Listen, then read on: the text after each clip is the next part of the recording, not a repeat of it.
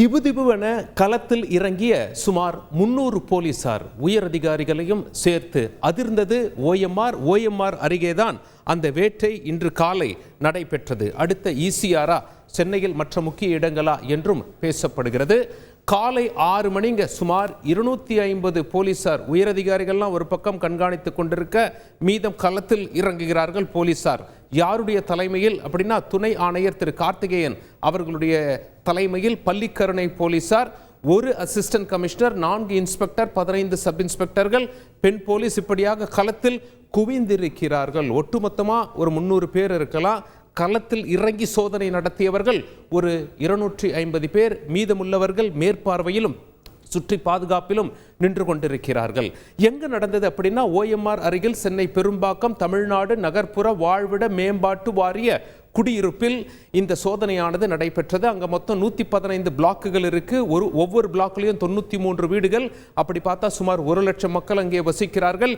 Police குறிவைத்தது எத்தனை பிளாக்குகள் தெரியுமா? 15 பிளாக்குகளை குறிவைத்தார்கள். காரணம் என்ன? பொதுமக்களை தேவையில்லாமல் டிஸ்டர்ப் செய்யக்கூடாது, குற்றவாளிகளை மட்டும் குறிவைத்து அப்படியே தூக்கிவிட வேண்டும் என்று போலீசார் திடீரென காலை 6 மணிக்கு அங்கே களத்தில் இறங்கினார்கள். எதன் அடிப்படையில்? ஏற்கனவே அங்கே சில கஞ்சா வழக்குகள் பதிவு செய்யப்பட்டிருக்கிறது. கஞ்சா நடமாட்டம் இருப்பது உளவு தகவல் மூலம் தெரிய வந்திருக்கிறது. இதனால் போலீஸ் அங்கே களத்தில் இறங்கினார்கள். அந்த அதிகாலை காட்சிகளை பார்த்து விடுவோம்.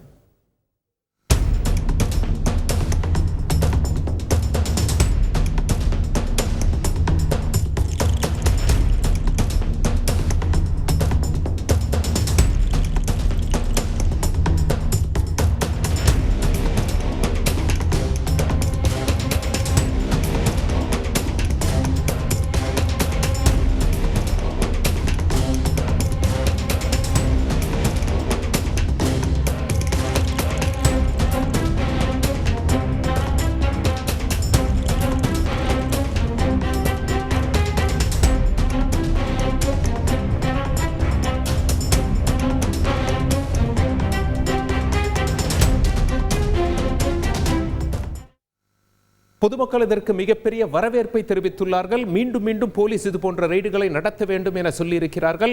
போலீசார் எங்களுக்கு ரகசிய தகவல்களை பொதுமக்கள் தெரிவித்துக் கொண்டே இருக்க வேண்டும், கஞ்சா நடமாட்டம் எங்கே இருக்கிறது என நாங்கள் வேட்டையை தொடர்ந்து கொண்டே இருப்போம் என போலீசார் சொல்லியிருப்பது குறிப்பிடத்தக்கது.